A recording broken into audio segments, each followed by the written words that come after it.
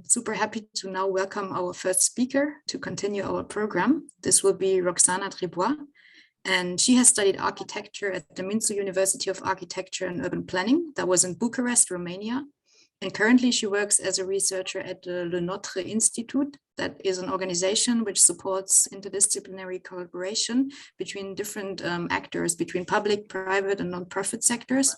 And they aim at promoting education, research, and innovative practices at a landscape level. And also, Roxana is very engaged with the Clermont Métropole Urban Planning and Development Agency in France. And there she is in charge as the research manager for studies on the territorial food program. So she is very knowledgeable also in the field of urban food planning. And the insights that she will present us today, they will relate mainly to her current engagement in a project which is mainly concerned with sustainable food planning, but not just from higher level, but also through participatory methods and participatory teaching. So we are very happy to hear about your expertise and experiences, and I would leave the floor to you, Roxana. Thank you very much, Stephanie. I hope you will hear me well. Thank you for the introduction. So I will continue with the presentation of the team. This team is issued from the AESOP Sustainable Food Planning Group. AESOP is the Association of Spatial Planning Schools, and a few members, academic and NGO members of this group, build together this program, AESOP4FOOD. These are the consortium partners, so Le Notre Institute, which is the coordinator, the University of Architecture from Madrid, the University of Architecture from Ghent, the NGO Spanish NGO for agroecology and city in Aragon. It's the Life Science University from Warsaw, another Sun and Ho NGO from Warsaw, Poland also, Agriculture Institute from Montpellier, France, and another NGO from France. The Erasmus Plus program AESOP4FOOD, Action for Education, Spatial Organization and Planning for Sustainable Food, aims to develop future leadership in sustainable food planning in order to contribute to the food security, food justice, and healthier environments. Also, another aim is to answer the need for sustainable food planning in order to support current and future planners to take transformative actions to reform the current food systems. It's built upon the need for sustainable food planning that is argued by different experts in the food system resilience and other sectors. The planned results of this program would last 3 years. So now we are in the second year. It would last until the end of 2024. It's the educational curriculum, which includes all open educational resources, such as lecture recordings and other materials. The teacher guidance, which is like a manual for teachers in order to include the theoretical background of sustainable food planning in their curriculum, in studio or in theoretical classes. And also it aims to develop capacity and skill development among the core group of the AESOP project. It's mean, and then share it, transfer to at the European level. It means that also we are educating, this group is educating itself, and we are sharing capacity and skills. So the first outcome of this program is the online seminar, who already took place at the beginning of this year, which is a joint interdisciplinary learning activity focused on the food system planning for city region through transdisciplinary and participatory learning and research approach, and introduce the conceptual frameworks of agroecological urbanism, regional agroecological food systems, food justice and democracy, and the methodology of participatory learning and research. And it's illustrated by case studies and projects. Of course, our course aims is also to develop, to support sustainable development goals, and of course, food system resilience, food system planning touches a lot of them. So now we come back to the scope of the seminar, which is food system, city-region approach, agroecology, spatial planning, and agroecological urbanism. It means that this is our focus because food system resilience and food system planning, it's a multi-layered domain, and we choose this angle.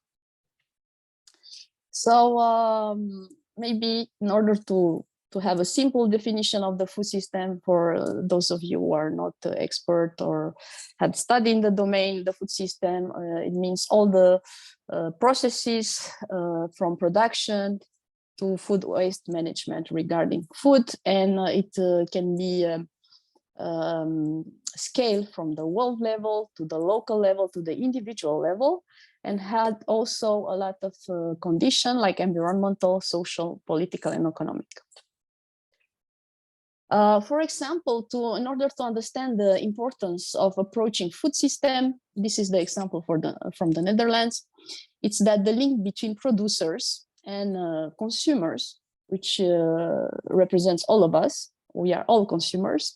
There's a flux, a flow, that it's managed at some point by a few actors, and the ethics of this flow, it's not always a positive one.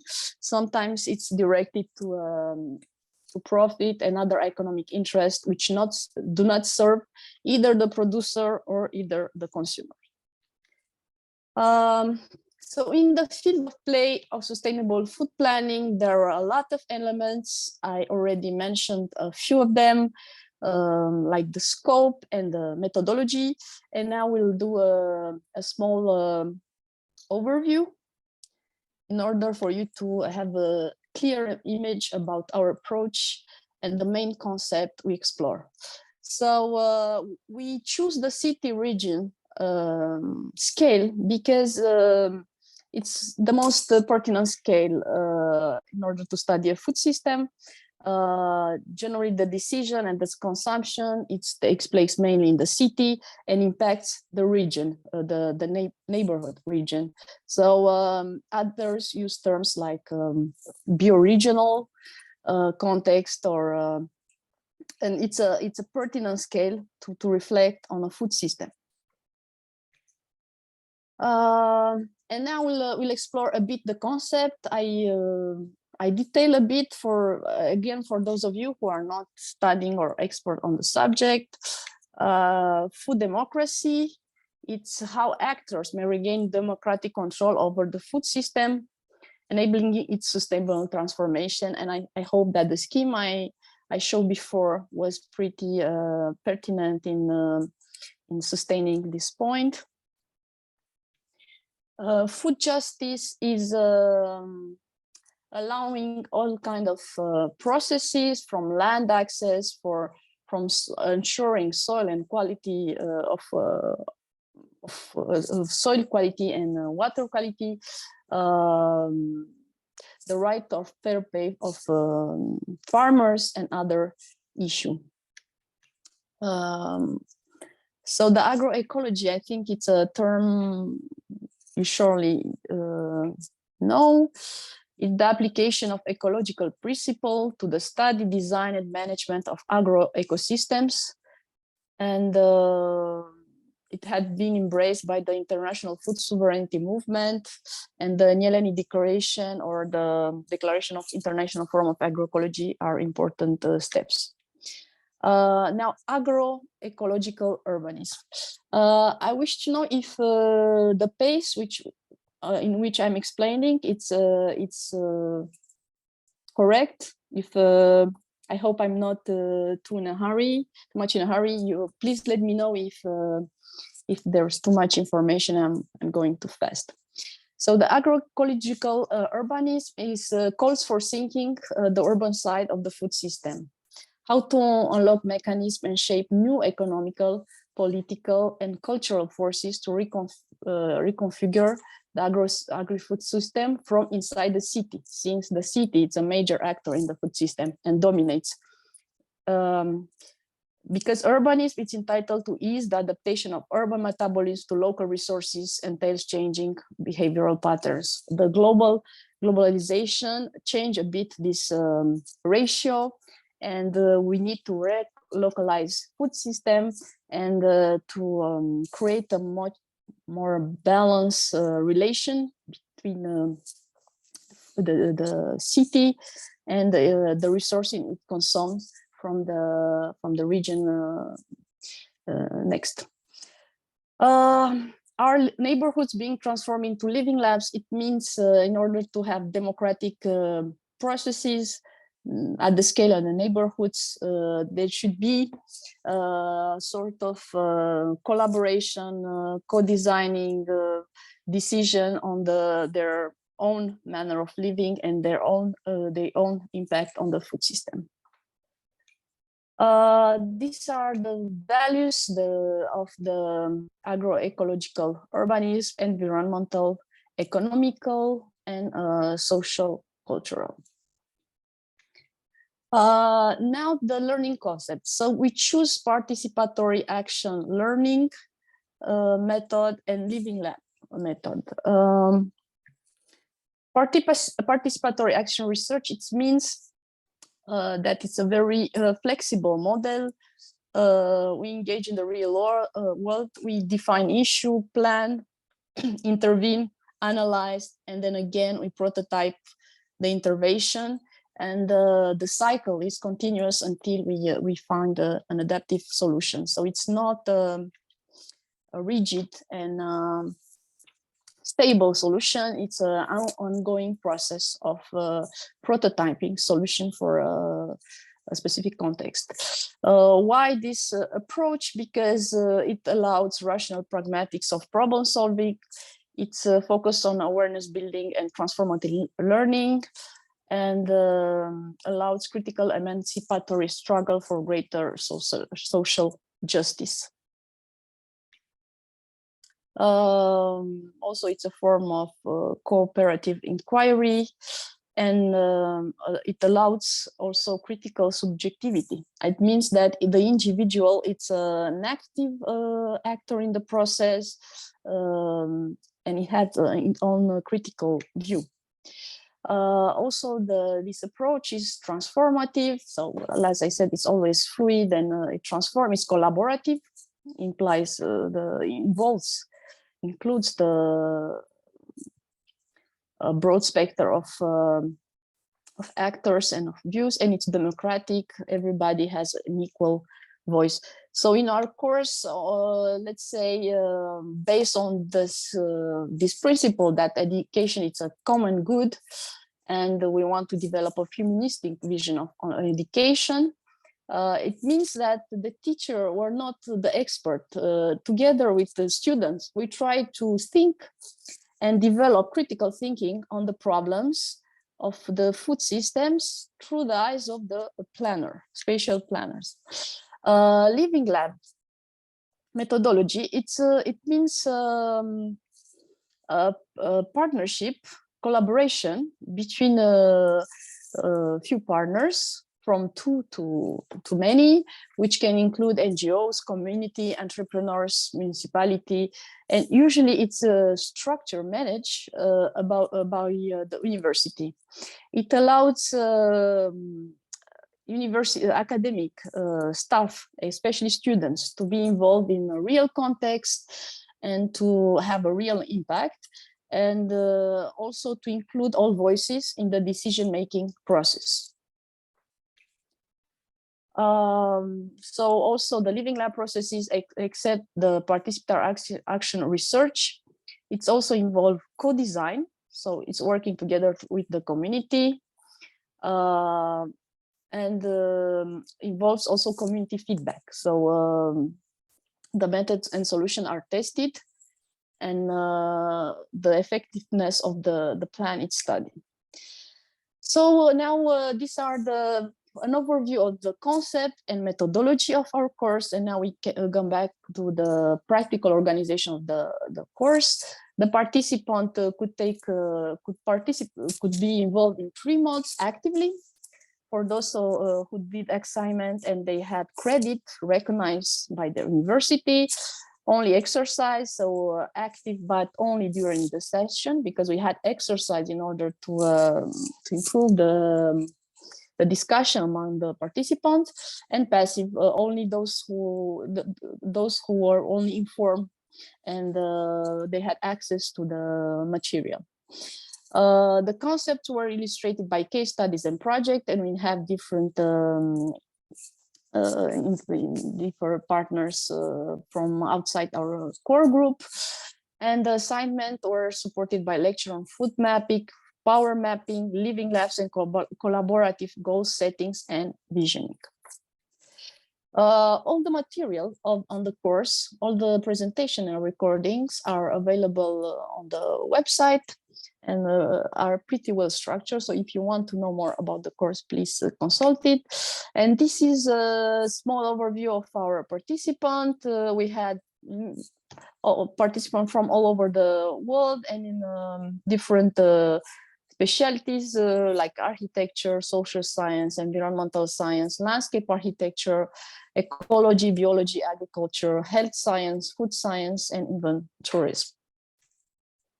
Also, the level of expertise and study of the participants were different, but we can see that there were PhD, like an equal amount of PhD, master, bachelor, and also professionals. And this is the ratio between those who did the assignment and only exercise. We had like 180 registration, only 80 actively involved, and 50 students who did the assignment. This is the structure on the seminar. It took place from end of March to the beginning of July, and it concluded with an intensive workshop in Madrid, which was only available for students from Partners University. The course was structured in 5 phases. So the main phase is the first phase. It's exploring the field of play, then analyzing your local foodscape, collaborative goals and vision, strategy and intervention, and evaluation and monitoring. I have to say that at the end of each phase, the students, the active students, present their assignment. These are the learning goals by each phase. And for example, for the first phase, we had understand the concept of the food system in their cultural, local, and regional setting, can explain the main concept related to participatory learning and research and the role of the Libby Labs, can explain the main concept related to sustainable food planning. A bit of the introduction I present you already. These are the learning goals for the phase 2. The idea was to map the food system. There were groups, and each group defined the scale of their project, and their mission was also to identify the stakeholders and challenges. And after their mission was to define the collaborative goals and vision. And after that, defining the strategy and intervention through scenarios, prototyping, testing, like illustrated before by the PAR method. And the last phase was the evaluation monitoring, and also a personal critical reflection on the process of each student was included in the process. So we had feedback and self-evaluation of each student, which allowed us to improve, I think, the next part. Exercises, these are the exercises, and for example, this is the exercise on the persona. So each student had to define a persona in the food system, is persona or imagined persona, and define a bit what is the specific Then we had the assignments. So assignments were related to each phase. And the assignment, the students who did the assignment were organized in living lab groups, were coordinated by local or tutors from the group. This is the main organization of the groups, and these are the groups we had. So we had students from Warsaw who organized themselves, and from Poland in three groups, students from Madrid, from France, and from Vienna. So the last three groups were included also remote students, and so the students work in team of 6 to 8 students, and some of them were remote, and it was a challenge to tutor them, but we managed to have some interesting result. And this is just a short illustration of the assignment of the Warsaw 1 team. They focus on the urban garden of the NGO involved, and they try to ameliorate to improve the composting quality. How to reduce the food waste, better transform the food waste in a compost, and how to employ compost in the planting, and what to do with excess of composting, how to distribute to citizens, how to involve citizens also in the process. So at the end of the online course, we had the intensive workshop from Madrid, who took place from June 26th until July 5th of July. It took place in Madrid. So also the local NGO for City Food Network of Agroecology was involved. And it focused on the potential for improving the sustainability of the local food system in Madrid, while addressing the governance and spatial implication of sustainable production and cross relations to nature protection and environmental landscape quality in urban fringe areas. So the main question are this: the food system of Madrid. It's not very sustainable, resilient, like the majority of food system at the global level, because 90% of the food comes from outside the region, and the local producer near Madrid have a hard time to function on the local market.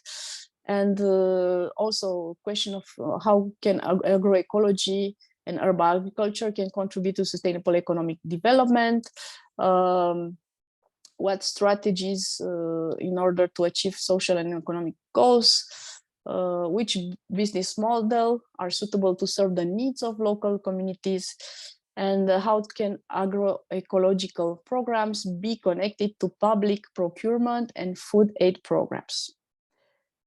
So the host was the Department of Architecture of Polytechnical University of Madrid, where most of the work was done.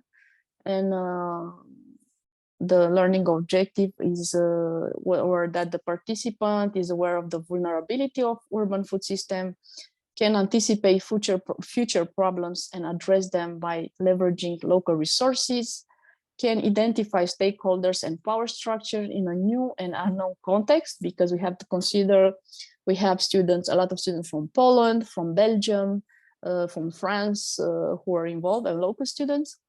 Can use collaborative mapping tools to prefigure alternatives, can apply strategic thinking to weak defined problem and develop action-oriented proposal, can communicate findings and proposal, and work in a collaborative and transversal way. These are some images. So the workshop lasted 10 days. We had also a site visit. Here is the community garden in the neighborhood studies, and also the Solidarity supermarket. I don't know if you know the concept, but the group of few thousand people participated financially and also in the decision-making process, and also in the management of the supermarket. So everybody comes and sell, and they decide together what products. They focus mainly on local products and basic products, and also on ethic products, like products food products issued from agro ecology, from local producers, and others.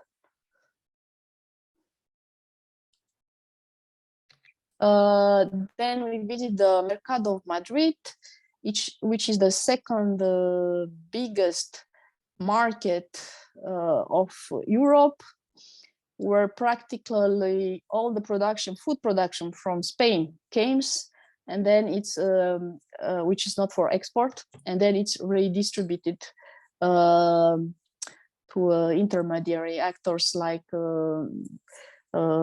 sellers in the markets, restaurants, canteens, and others. And we discussed, and we saw that it's mainly agro-business orientated, and that local and organic production has a very small place in it. And then we visit Kilometro Zero, which is it's an association of local organic farmers who had difficulty of distributing their products in Madrid. So they rented and equipped a space in order for them and other local farmers to be able to stock their products in the city and distribute them. It's also a solidarity project, so there's no how do you say, the economic interest is to make the project viable and to help producers, is not to make profit. And because producers come together, they can offer a diversity of product, which is not possible, and also make the offer more attractive for consumers, which is harder for an individual farmer without any help. We also visit the food bank, and we understood that economically vulnerable population has little access to quality products, and that's an issue to be considered. We visit also the independent community of Zarzalejo, which is a community who's trying to be as autonomous as possible in terms of energy and food. So they have a CSA, community supported agriculture system, in which a farmer provides for all community fresh foods, and community participate financially and also helps practically in the work the farmer. We met at the community center. That in the picture are a few of our students who discuss with the members of this community, and we shared together a local paella made from local products by this community. And the result of the workshop were 4 teams present different scenario of developing a small neighborhood, economically marginal neighborhood of Madrid. The organizer had their focus was on degrowth. So imagine in case of collapse, because of natural events or economic events or others, how can the neighborhood can reorganize himself in order to survive, how the food system will be reorganized in order for people to have access to enough and quality food. And these are the 4 teams. So the scenarios were don't look up in case of extreme weather, scenario of collapse, so the system collapse, how people will be able to reorganize themselves by investing abandoned land and transforming in urban gardens and other methods. Post-collapse society, what happens in some distance from the collapse, how people reorganize themselves in a manner less dependent of energy and infrastructure, and more based on a solidarity. and reinforce community. And the fourth was a very unequal society in which only 3% had all the advantage and 97% have a very, which is very similar to, it's a little bit similar to our situation today, which most of the people have difficulty to access good quality food, and how we can empower a vulnerable population to have access to good food and life quality. And this is some images from the work and the results of the team 2, who I coordinate.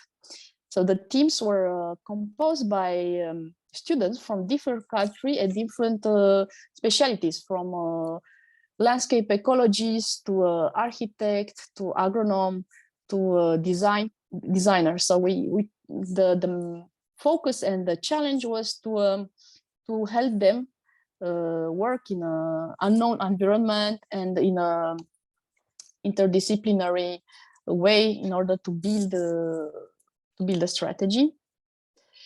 And we arrived at the end. So the organization of the seminar on the online course also included an evaluation at the beginning and at the end.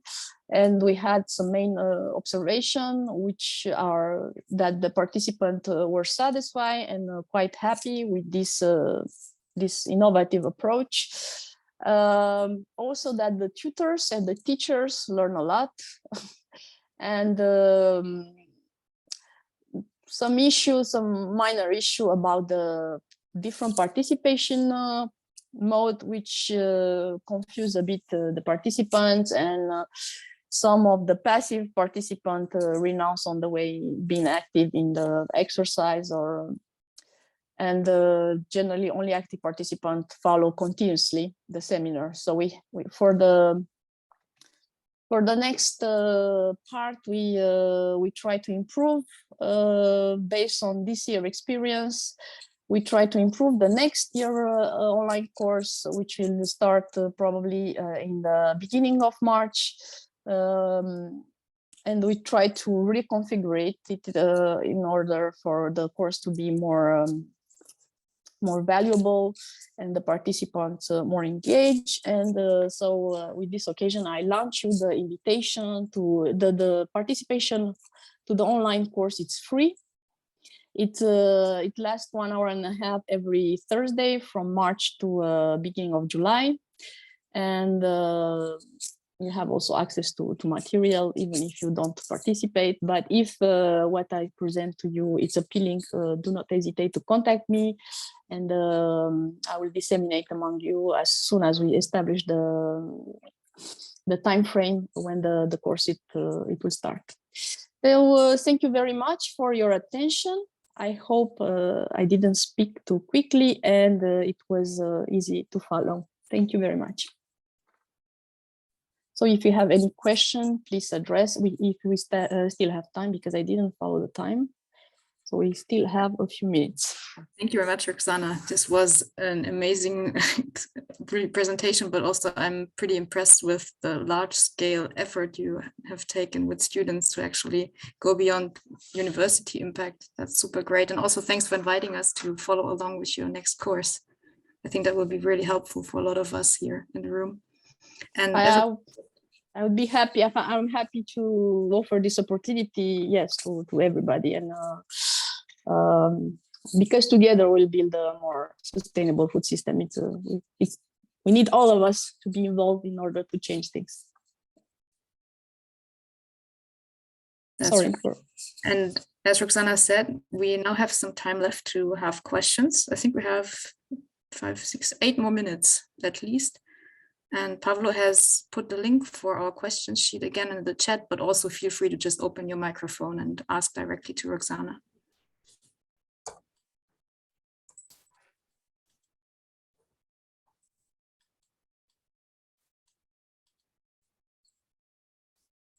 And in the meantime, I could ask a question that came to my mind, if you don't mind. I just wondered, like, in your living lab approach and participatory approach, if you came across any specific tools that were particularly helpful to engage the people in developing projects? So for example, if we were to go back to our community and it depends. There are two different aspects. The online course, we had online tools, we had Padlet and Murals, an exercise that and breakout rooms that permit people to work together in a smaller group, like 5 or 6, and communicate between them in the learning process. Also, we had the tutoring of the students' teams, which organize themselves in living labs. So these are like practical methods. I don't know if it answers your question. And we had a Slack channel. I don't know if you know the application. So the student could place at any time a question, and we answer it. And the question and the answer are available to everybody. And then in the on-site context, we had, except the site visit, and each site visit was based on discussion with the main actors involved in the initiative or local actors. And we had a lot of time to discuss with, we also had local actors or administration representative who came to our classes and talk about the situation. And we also had site visit. So we had site visit, which was based by, we identified some main actors and visit, like the food bank, for example, was a local actor that we decided to visit, but also the local markets. So we talked to the farmers, we talked to the people who were the customers of the food bank. So our approach is to try to include everybody and to have a global view and on inclusive view on the system, and based on the competencies of the students and the cultural background, the understanding of the food system. We work in a collaborative and horizontal way in order to come up with a common strategy. These skills, it's something we have from the Notre Institute and different workshops, because we have other programs, not only on food planning, on landscape democracy, landscape economy, in which the organization is the same, and we develop through the years some tools in order to build team, to work in a collaborative way, and to, yeah. And also, yes, the process of in the workshop especially is that we define a strategy and then we do a proof. So we discuss, we present this strategy to local actors, and we try to have some feedback from them to see how, and the final presentation is based on the feedback also. So I hope I answer a bit your question. Yeah, thanks a lot. That's really helpful. And I think especially the question regarding how to identify the actors who are really important to involve is super interesting, because also here students or participants are developing project proposals, and it's also about identifying like whom to work with. And so maybe you also have another tip to share, like how you identified who is first of all, the host, for example, in the workshop, the university. The people there that are involved in the project are specialists on the food planning. They are among the authors of the first food strategy of Madrid. So they already know the network, and they propose to us to see the main actors at the beginning. And then in the function of our strategy, or strategy from the beginning, then we identify extra actors to consult. And also we have ways to engage local populations. So sometimes we can do like some small gathering or happening in the street and try to engage local people and to address them question, or sellers in the farmer market or in the food shop, or association who manage vulnerable economic populations. So it's of course it's case by case, but we work on the site and we try to adapt based on the support of local organizers who already have a network and facilitate interaction. Right. Thank you very much for all your insights. And yeah, maybe if you're fine with that, I guess participants can reach out to you if they have further questions. Yes, and I hope you have my email, and I don't know how to. I think my coordinates are not available. If not, I will write in the chat my email and the page of the course, and do not hesitate to write me or to consult the course page. Maybe I also give a brief reflection on my side, that it's pretty impressive and educational for us, the Ukrainian participants, the way and methodology to approach such complex something complex as a food system with many actors and many challenges. So I really call Ukrainian participants, because like many of our participants are more in agricultural side, agronomy. So like this social context is a little bit hard for them, but the methodology is already there. So this is very good example, and sometimes it's much better to learn new methodology rather than to invent the wheel. Definitely, yes. And again, I underline that the course is free. Everybody can enroll, and it's 1 hour and a half Zoom conference every Thursday for 4 months. And we had a lot of agronomous students.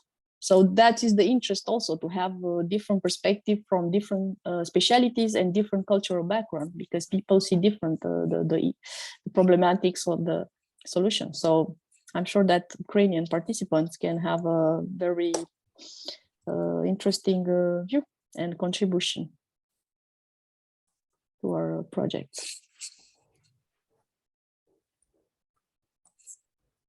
Yeah, thank you very much, Roxana.